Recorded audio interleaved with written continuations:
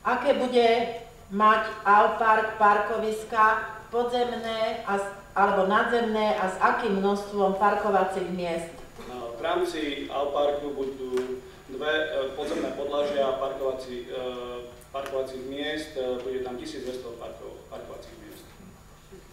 Posledná otázočka toho pána, ktorý tu dal celú plejadu teda otázok.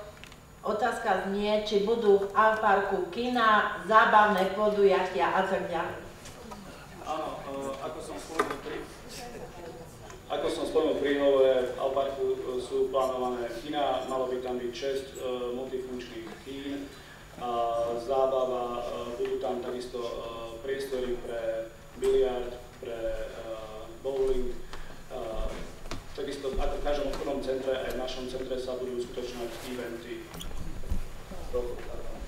Môžem ešte raz otázku jedného pána, pretože možno ani ja som nedávala pozor, čiže parkoviska budú podzemné alebo nadzemné?